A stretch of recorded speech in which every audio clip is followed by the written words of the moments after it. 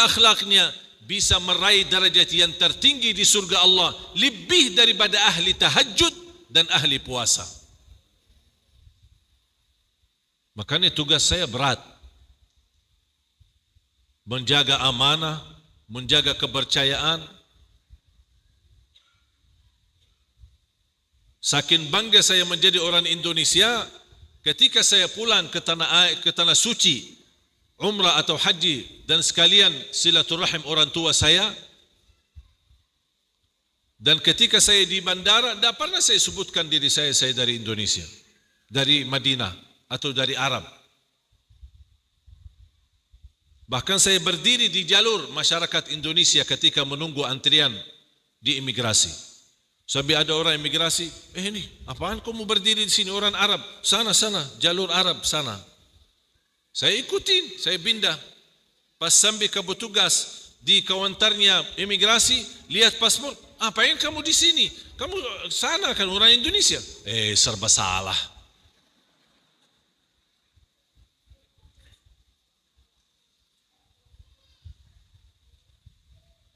Saking saya senang dan jatuh cinta Indonesia, alhamdulillah saya berhasil merayu adik-adik kandung saya. Saya bersaudara 12, timnas. Dari 12, alhamdulillah saya berhasil merayu 7 adik kandung hadir di Indonesia. Ada 9 laki atau 3 perempuan. Dari 12 ini, alhamdulillah 7 yang sudah ada di Indonesia. Dan mereka semua menghafal Al-Quran 30 juz. Dan supaya mereka betah dan tidak kembali lagi ke tanah suci, saya langsung nikahkan di Indonesia. Yang laki saya jodohkan Indonesia, yang perempuan pun saya nikahkan di Indonesia. Jangan khawatir bu, masih ada lagi.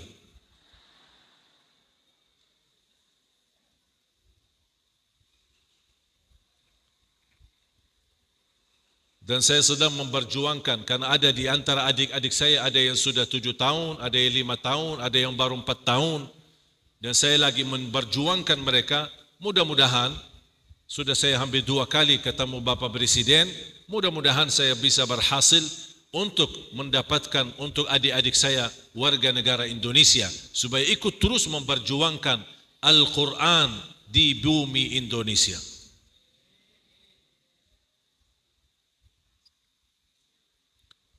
Yang tantangan yang kita hadapi banyak, tidak mudah. Apalagi sekarang isu baru, ajaran Al-Quran radikal, para penghafal Al-Quran radikal. Tidak apa-apa, sabar. Jangan cepat kita sakit hati, sabar. Karena yang berbicara bukan ahlinya. Kalau yang ahlinya, saya bisa berdebat dan saya bisa jelaskan. Karena bukan ahlinya, tidak usah panjang lebar. Saya tidak mau buang waktu.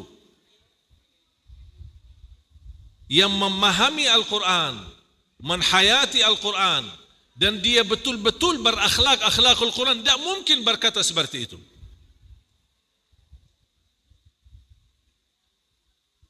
Al-Quran, subhanallah, wallahi indahnya luar biasa.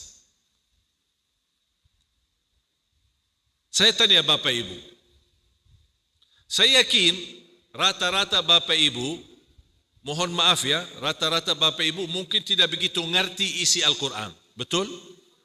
Tapi kalau ada orang baca Al-Quran dengan suara indah, merdu, tersentuh enggak hati kita?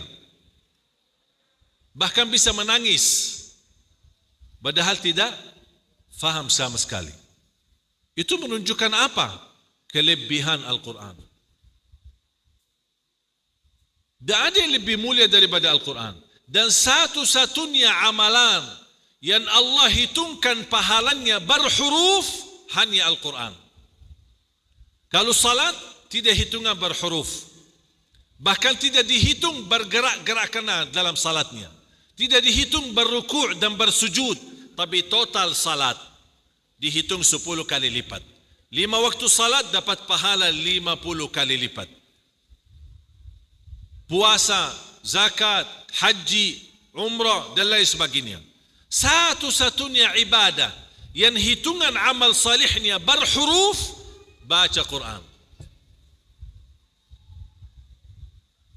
Berapa ratusan ribu kita bisa dapat melalui bacaan Al-Quran. Bahkan guru saya menyampaikan, wal qari'u wal mustami'u ajruhuma sawa.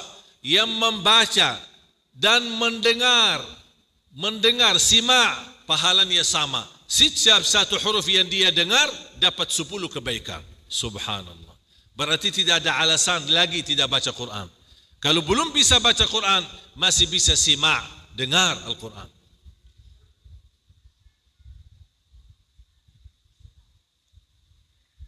Dan sebenarnya Bapak Ibu, untuk mempelajari Al-Quran sangat mudah. Ada pasti banyak yang merasa kesulitan dan susah. Kenapa bisa kita merasa susah? Sebenarnya Al-Quran itu bukan susah, tapi kita belum terbiasa. Makanya kita sepakati kalimat ini. Ikuti saya, Al-Quran bukan susah, tapi kami belum terbiasa. Memang betul, karena belum terbiasa belajar benar, belum terbiasa baca benar, belum terbiasa belajar huruf, membaca dengan sesuai makna. Kalau sudah terbiasa, pasti gampang. Jangankan bisa baca, insya Allah sangat mudah untuk menghafal Al-Quran. Tadi dalam perjalanan safari dakwah, mampir di salah satu masjid tadi subuh, ada seorang anak. Kalau tidak salah Masjid Al-Hikmah. Ada seorang anak yang membaca Quran. Suaranya subhanallah. Anak usia 6 tahun. Hafal 3 juz. Dia baca tilawah. Saya tersentuh hati saya ketika mendengar bacaannya. Indah, merdu. Ada sedikit keliru beberapa huruf. Begitu dia selesai, saya panggil. Datang di samping saya. Dan saya suruh baca Al-Fatihah. Ketika dia baca, saya perbaiki hurufnya yang belum begitu bagus. Contoh, Bismillahirrahmanirrahim. Banyak di Indonesia, apalagi kalangan anak-anak, bisa Ar-Rahman, tapi tidak bisa Ar-Rahim. Selalu baca Bismillahirrahmanirrahim. Kenapa Rahim? Padahal ha Rahim sama dengan ha Rahman. Cuman karena tidak pernah ditegur dan tidak pernah diajarkan yang benar, akhirnya dia terlanjur baca seperti itu. Bismillahirrahmanirrahim. Ar-Rahim sama Ar-Rahman, Ar-Rahim. Jangan Ar-Rahman, Ar-Rahim, salah. Alhamdulillahi Rabbil Alamin. Al-Ha, bukan Al-Ha. Karena bisa rubah makna gara-gara satu huruf. Alhamdulillahi Rabbil Alamin. Segala puji bagi Allah. Alhamdulillahi Rabbil Alamin. Segala kematian bagi Allah. Astaghfirullahalazim. Gara-gara satu huruf rubah total makna. Hati-hati.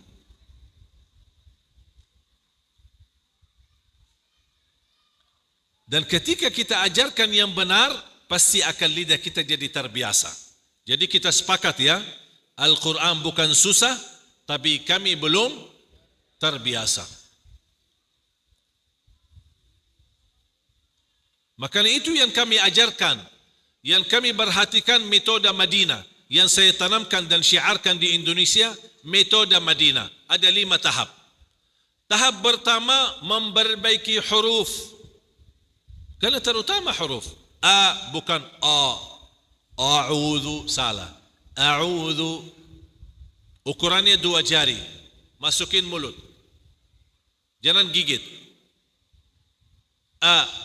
Coba kalau lebar sedikit. A. Beda enggak suara? Berarti ada yang salah.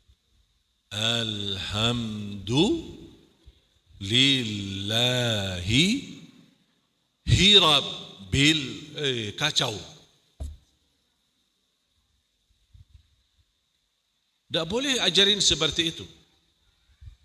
Ajarin walaupun dia anak kecil, ajarin begini. Bismillahirrahmanirrahim. Ayo adik, Bismillahirrahmanirrahim. Jangan mengarit-ngarit ayatnya. Nanti akan terbawa sampai jadi tua. Makanya kadang-kadang kita dengar suara nenek-nenek kita. Bismillahirrahmanirrahim. Yasin wal Qur'anil Hakim. Betul tak? Salah. Tapi sayang, bukan salahnya mereka, salah karena sejak kecil diajarin seperti itu. Rubah kebiasaan mengajarkan anak Bismillahi, jangan Bismillah. Makanya kadang-kadang kalau suruh anak ngaji, terus awal mulai A'udzu, dia sebenarnya dari ucapan Assalamualaikum sudah salah. Assalamualaikum warahmatullahi wabarakatuh. Udah salah. Assalamualaikum warahmatullahi wabarakatuh. Kenapa ngarit-ngarit hurufnya? Apalagi pas baca. Ayo nak baca. A'udzu bil. Jadi yang pendek jadi panjang, justru yang panjang jadi pendek. Kebalik. Tapi coba kalau kita ajarin a'udzu billahi, a'udzu billahi, a'udzu billahi. Apalagi anak-anak dia cepat bisa nangkap, cepat bisa belajar. Apa yang kita sampaikan dia ikutin, dan dia tiru. Coba kita sama-sama. A'udzu billahi minasy syaithanir rajim.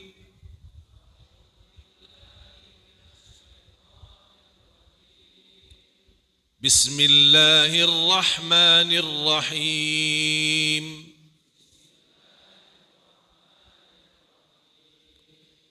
Alhamdulillahi rabbil alamin.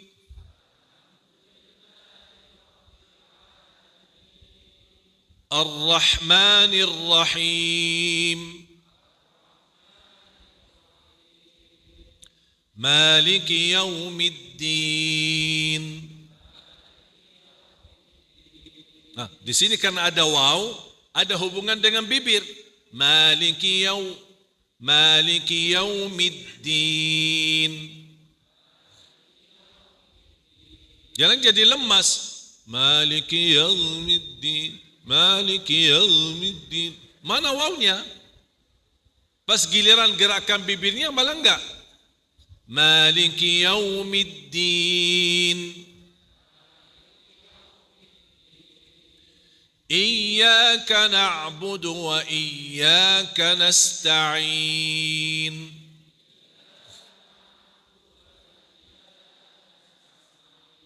Tolong diperhatikan, jangan iyyaka. Iyyaka seperti lagi senyum. Ka sama nasta'in, nasta'in salah. Nasta'in. Iyyaka na'budu wa iyyaka nasta'in.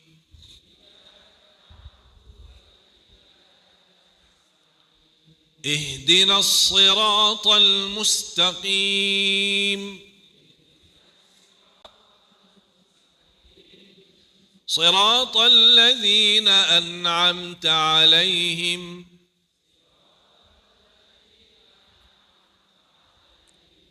غير المغضوب عليهم ولا الضالين.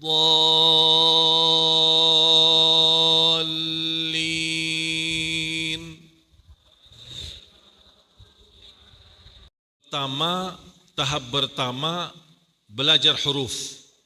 A, ba, dah boleh. A, ba, ta, a, ba, ta, tha, ja. Suaranya sama, rata. Ha, kha, kha, ho, salah. Kha, da, za, ra, za, ro. Langsung berubah suara. Sa, sha, sa, so. Da, ta, dha, a, gha. Kira-kira rata enggak suaranya? Biarpun ada huruf besar, ada huruf tebal, ada huruf kuat, tapi dari segi suara tetap rata. Habis belajar huruf, kita perbaiki bacaan. Ini tahap kedua. Karena saya yakin kalau sudah bisa belajar huruf, sangat mudah membaca. Apalagi untuk mengenal huruf. Baru masuk ke tahap ketiga, menindahkan suara. Latihan bagaimana menjadikan suara kita lebih bagus. Ada ilmunya. Tapi ini coba lihat, keindahan suara tahap ketiga, bukan tahap pertama. Sekarang banyak orang terpengaruhi suara, makanya dia latihan suara. Tapi dia lupa huruf sama bacaan.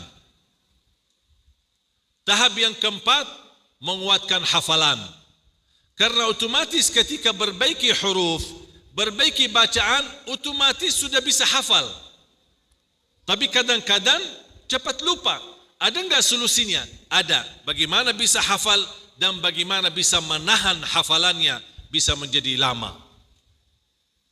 Kalau sudah 4 tahap ini lulus, baru masuk ke tahap inti, membaca Al-Quran. Di dalam salat maupun di luar salat, sesuai bacaan Nabi Muhammad sallallahu alaihi wasallam.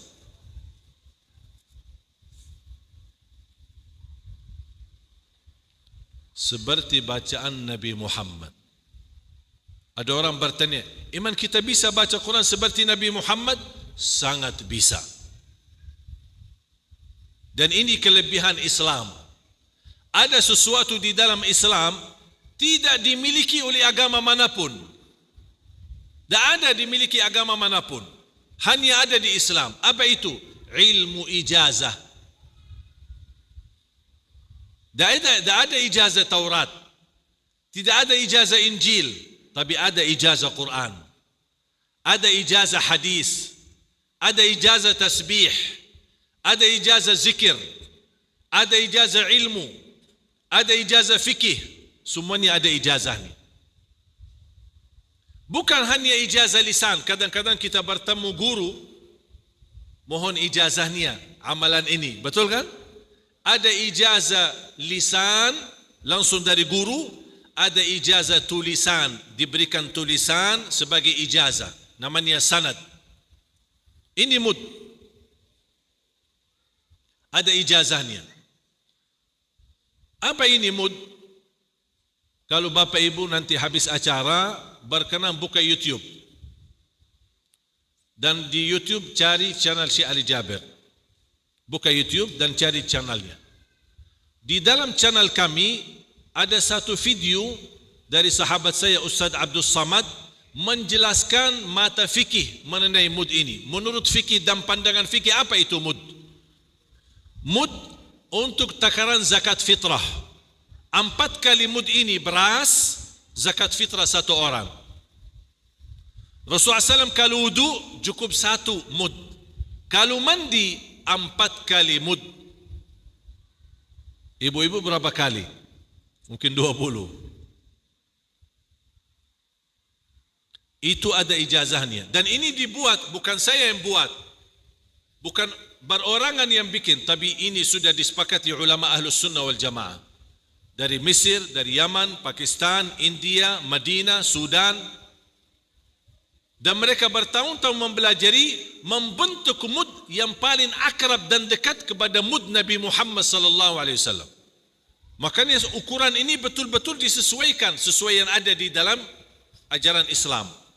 Berapa ukuran mud Nabi Muhammad, berapa lebar di bawah, berapa lebar di atas, berapa panjangnya, semua diukur betul.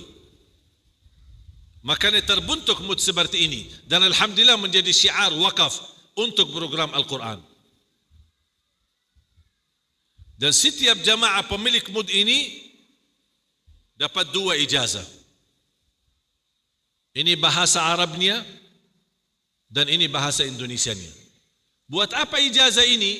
Bergabung menjadi keluarga besar mud Nabi Muhammad SAW. Dan ini dibutuhkan nama. Nanti ibu bapa kalau sudah tertulis namanya di sini, nanti nama kita akan bersambung. Ini nama guru-guru yang selama ini memberi mud. Guru, saya belajar dari guru, guru dari gurunya, sampai ke siapa? Sahabat Rasulullah, Zaid ibn Thabit radhiyallahu anhu warda. Ini semua ada nama-nama. Para imam, semua ada di sini. Dan kita nanti tertulis nama kita. Saya sebagai penyerah, saya terima dari guru saya ijazah, dan guru saya mewajibkan setiap penerima mud harus saya memberikan ijazah sertifikat. Mungkin saat ini mud bisa dibawa pulang, tapi ijazahnya perlu kita cetak karena kita butuh nama fulan bin fulan atau fulana binti fulan, dan kita cetak nama dan kemudian distempelkan dan ditanda tangan, baru dikirim ke alamat masing-masing. Bahasa Arab sama bahasa Indonesia. Saya sengaja menambahkan bahasa Indonesia, mungkin tidak banyak yang bisa baca bahasa Arabnya. Makanya kami tambahkan bahasa Indonesianya untuk menjadi bukti sertifikat kita ijazah. Untuk kenapa kita harus ijazah mud? Pertama, hidupkan sunnah Nabi Muhammad. Yang kedua, meniru Nabi Muhammad berwudu.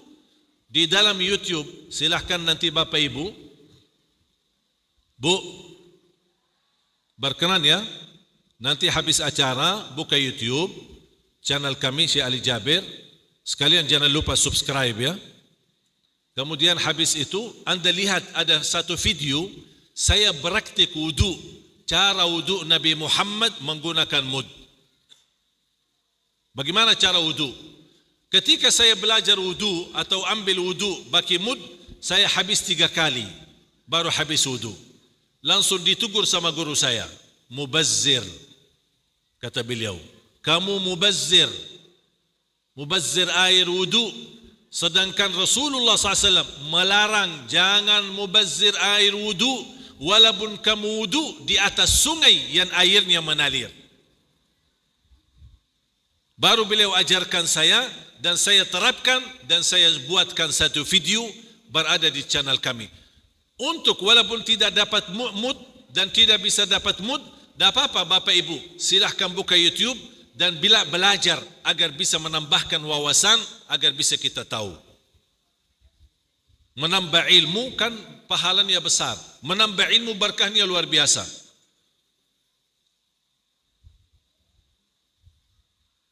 Satu kali ini cukup untuk wudu.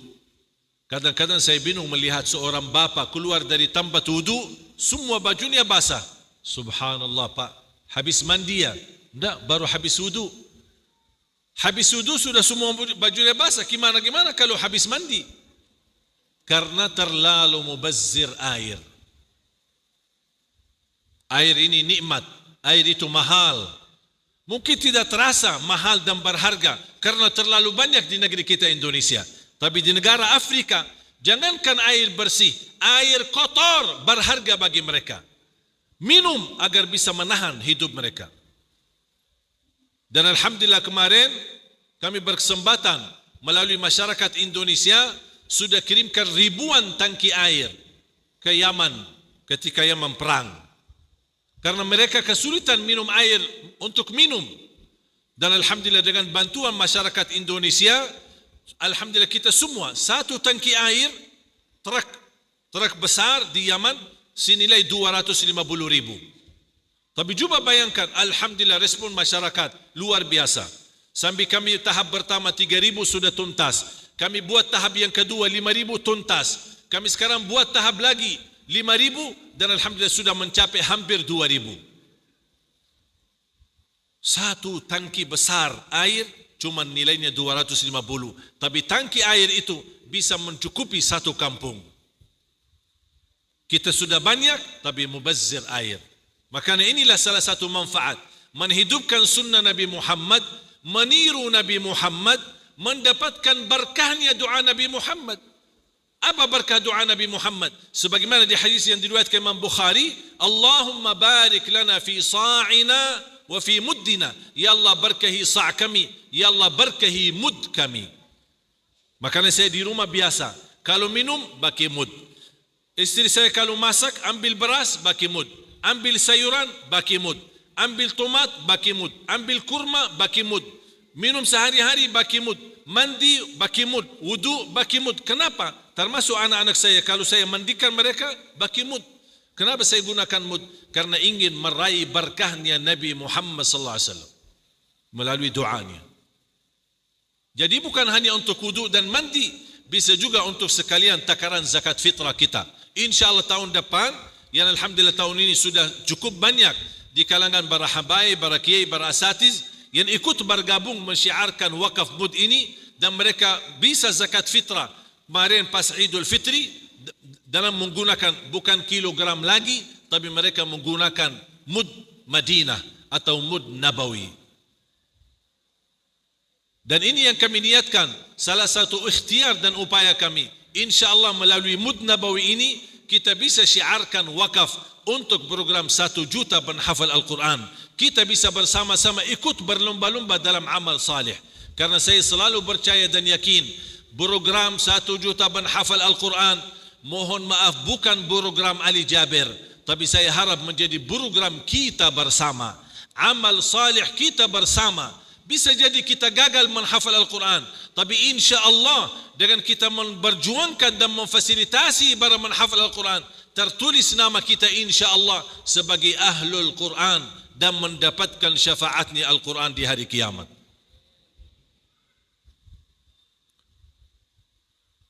Kira-kira Bapak Ibu siap bergabung jadi Ahlul Quran, menjadi keluarga Al-Quran, dan insya Allah keturunan kita berjuangkan menjadi penghafal Al-Quran? Tidak ada kata mustahil. Saya sudah 12 tahun, alhamdulillah 4 tahun belakangan, alhamdulillah wa syukurillah, peningkatan hafalan Al-Quran, perhatian kepada Al-Quran semakin meningkat.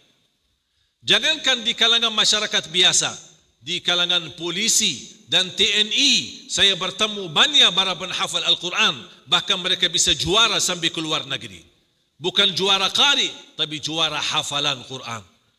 Makanya ada yang di bagian dari mereka kita jemput dan kita sambutkan mereka di acara Hafiz Indonesia sebagai tamu yang hadir. TNI, ada angkatan udara, angkatan darat, angkatan laut yang mereka sudah hafal 30 juz Al-Quran. Dan juga di kalangan polisi. Ini merupakan apa? 4 tahun ini kebelakangan, alhamdulillah peningkatan perhatian kepada Al-Quran dari seluruh masyarakat Indonesia, berbagai macam lapisan, luar biasa. Dan ini menunjukkan hadiah besar untuk negeri kita Indonesia. Dijamin kemakmurannya, dijamin kemajuannya, aman sejahtera, baldatun tayyibatun rabbul ghafur. Wallahi dengan berkahnya Al-Quran. Tak mungkin orang bersama Al-Quran gagal. Tak mungkin orang bersama Al-Quran sesat. Tak mungkin orang bersama Al-Quran tersengsara. Allah turunkan Al-Quran menjaminkan kebahagiaan dan keselamatan. Semakin dekat sama Al-Quran, semakin mulia di dunia dan mulia di akhirat. Berapa jam sama HP? Dari pagi sampai malam. Berapa jam? Bangun pagi, pertama yang dilihat HP. Mau tidur, terakhir yang dilihat HP. Mau kemana bawa HP. Selalu bersama HP. Cuba berapa jam habis untuk HP, tapi cuba berapa jam yang kita habiskan untuk Al-Quran. Beralasan apa? Tidak ada waktu, susah ada waktu, sibuk. Saya akhiri satu cerita. Kaila. Ingat gak Kaila, Bu? Ingat? Siapa Kaila? Salah satu beserta Hafiz Indonesia. Ingat gak keadaannya gimana?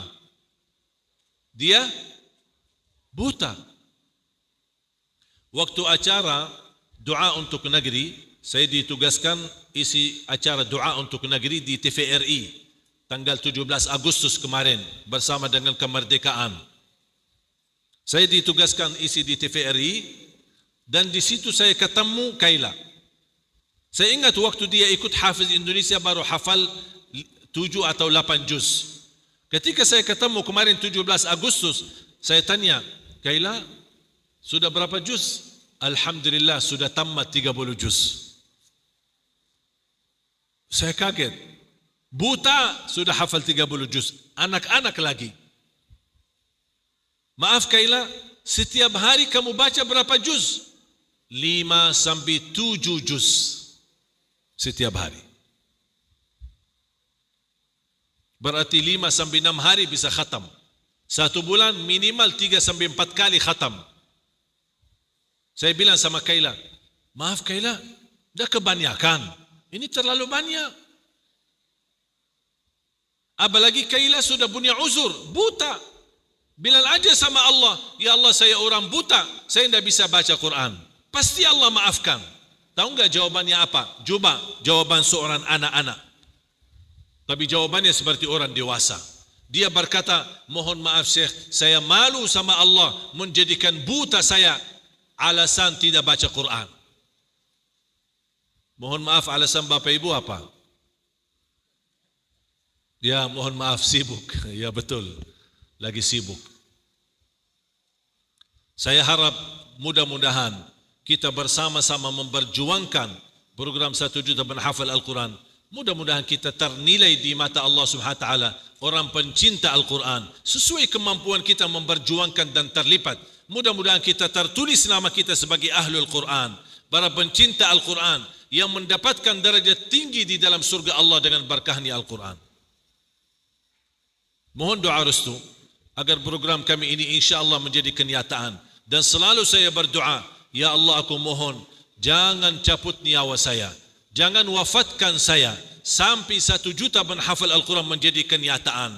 Dan setiap masjid memiliki imam penghafal Al-Quran 30 juz. Kalau sudah terwujud ya Allah, tak apa-apa, wafatkanlah saya, sudah selesai tugas. Itu selalu doa saya. Ketika musafir, ketika saya salat, itu doa saya selalu. Ya Allah aku mohon jangan cabut nyawa saya sampai 1 juta itu menjadi kenyataan penghafal Al-Quran untuk negeri kita Indonesia. Kenapa saya memperjuangkan mati-matian program ini? Karena saya yakin dan percaya dengan berkahnya Al-Quran, insya Allah Allah rubahkan nasib Indonesia menjadi lebih baik. Lebih baik ekonominya, lebih baik politiknya, lebih baik kemajuannya, lebih baik sosialnya, lebih baik kemakmurannya. Dan insya Allah aman dan tentram negeri kita. Berkah dari langit dan berkah dari bumi karena kita bersama Al-Quran. Siap? Mudah-mudahan kita semua termasuk Ahlul Quran di dunia, Ahlul Quran di akhirat. Sebelum saya tutup doa,